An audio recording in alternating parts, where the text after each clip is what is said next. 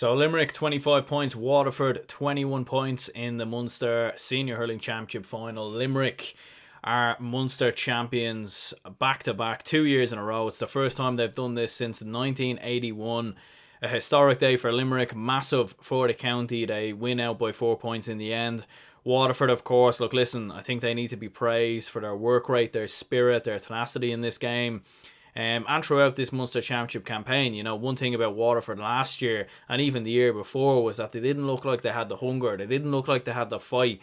They didn't look like they were up for the battle. Today they definitely were, and they gave Limerick their toughest game in the championship so far this season, and I do think that says a lot. Look, listen, I don't think Limerick played to their absolute best. Still think they have another gear in them, and I think we'll probably see that in an All-Ireland semi-final and a potential All-Ireland final. But in the end, Limerick just grinding out the victory. They kept the scoreboard ticking over, and in the end the final water break proved massive. It was 18-18 going into the final quarter of the game, and in the end Limerick just had the skill, the work rate, the passion. In the end, the likes of Graham Mulcahy, Aaron Gallan pulling them out in the end, and Limerick record their win. Of course, as always, I'm here with my thoughts and my match reaction, so yeah, let's get straight into it.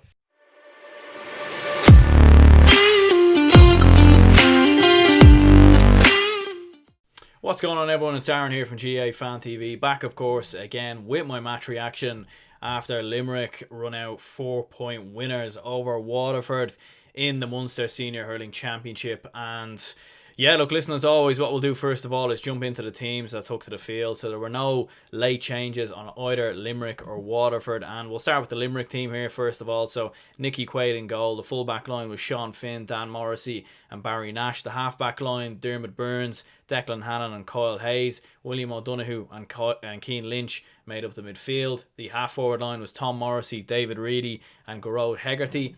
And of course the full forward line was Peter Casey, Aaron Gallan and Graham Mulcahy. The Waterford team then, so Stephen O'Keefe in goal. You had Shane Fives, Conor Prunty and Shane McNulty in the full back line.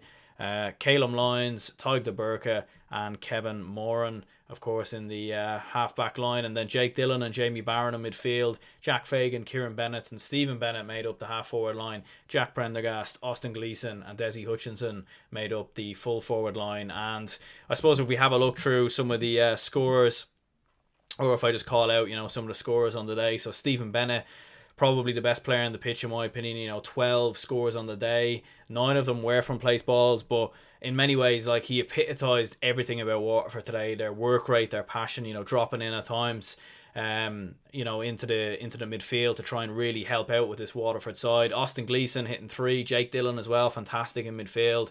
Really, really good, really brought the work rate, was turning the ball over consistently at times as well. And, one thing that really impressed me with Waterford was the way they really hounded Limerick in that midfield area. And sometimes when Limerick were really trying to get their short game going, sometimes Limerick can really be known for their short play, lovely flicks off the wrist and all the intricate build-up play, and Waterford were able to neutralise that consistently. And I think one of the main reasons for that was the likes of Jake Dillon in midfield.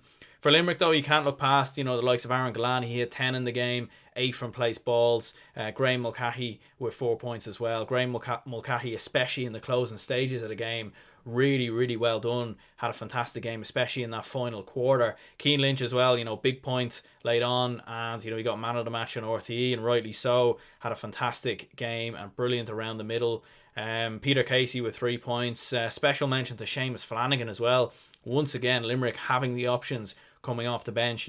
When Peter Casey went off, I think a lot of people thought, that's interesting, he's taking Peter Casey off, bringing Seamus Flanagan on, when the potential for extra time was certainly still there. But in the end, Limerick had that extra gear, and Seamus Flanagan was consistent to that in the end. And look, listen, if we kind of move through some of the significant moments in the game, certainly straight off the bat the intensity was a bit off. It didn't feel like a traditional Munster final, and I think probably one of the main reasons for that is you don't have fans in the stadium. Normally, Semple Stadium would have been absolutely buzzing on this occasion. You know, when you think about it for Limerick and their fans, and when you think of the atmosphere between Limerick and Tip last year, it was absolutely extraordinary. So the intensity was a bit off, and certainly in the opening stages, Limerick, you know, normally what they'll tend to do is build up quite a big lead, and then, you know, late on the players on the bench will be able to come on and really add to that lead. And they, you know, Waterford were able to stay in it. They weren't allowing Limerick to get out of sight. You know, if Limerick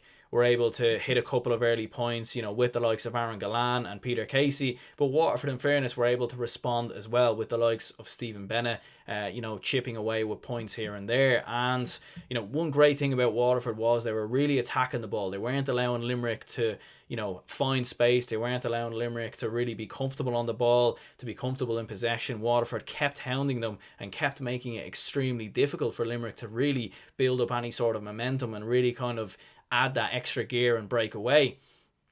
They were level at the first water break, 7 apiece. And you were wondering, you know, could Waterford maybe just get a bit more, you know, going forward and maybe take the lead a little bit. But Limerick were very good at really kind of, you know, they never let the game get out of sight, in fairness. It never really looked like Limerick were going to lose this game. Even when, you know, Waterford kind of drew level with Limerick, you always felt like Limerick just had another gear, that they were going to step it up a bit again. And yeah, just very, very impressive stuff altogether from Limerick.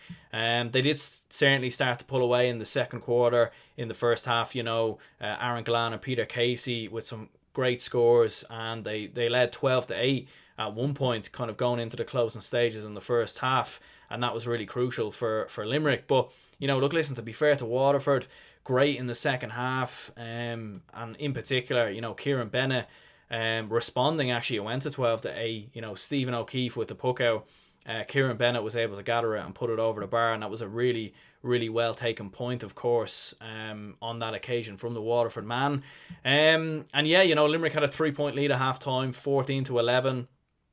And kind of going into the second half, they did struggle a little bit, Limerick, you know, especially at the start of the second half. They didn't have any points on the board in the second half, in fact, until a 42nd minute free from Aaron Gallan. So you could tell that Waterford really came out and brought that same intensity. You know, they never let down. They kept up that same spirit. And even players like Garrod Hegarty for Limerick, for example, who would normally, you know, he had a massive influence in the last game versus Tipperary. He wasn't really allowed to have that same influence in this game, and that, you know, massive credit again has to go to Waterford for a lot of the work they've done. You know, I thought even in particular, Tadhg de Burka in defence for Waterford was absolutely outstanding. You know, in at centre back, really, really good at tidying up the play. Even Caleb Lyons as well at times, fantastic. Connor Prunty as well. But look, listen, you can't look past even the Limerick defence as well. You know, and you're looking at players in particular, Sean Finn, fantastic. Even in those closing stages of the game, you know, when Waterford were going for those goal chances, Sean Finn was fantastic. Just really tidying up the play, slowing things down, and getting some great hooks and blocks and challenges in there. And that was significant. And look, listen, as I said, it was 18-18 going into the final quarter. And you wondered, you know, could Waterford potentially snatch this? Could Waterford nick what would be a huge, huge win, a famous win for Waterford in many ways, you know, considering where they've been in the Munster Championship in the past 2 years. But again, Limerick able to find that extra bit of edge, and Seamus Flanagan coming off the bench, hitting a fantastic point from the left-hand side of the field.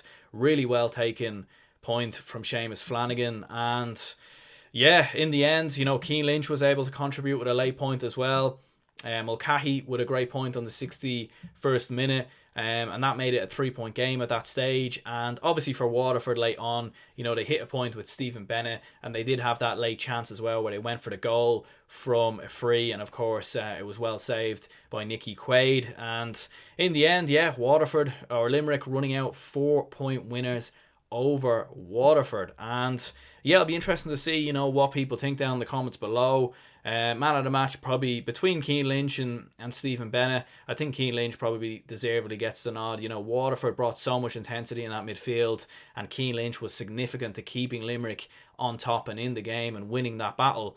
And yeah, look, listen, where do they both go from here? Where do Waterford go from here? They'll go into you know, the qualifiers, they'll go into the quarterfinals, and yeah, I mean, you don't want to be in there, do you? You know, coming up against potentially Galway, Tipperary or Clare.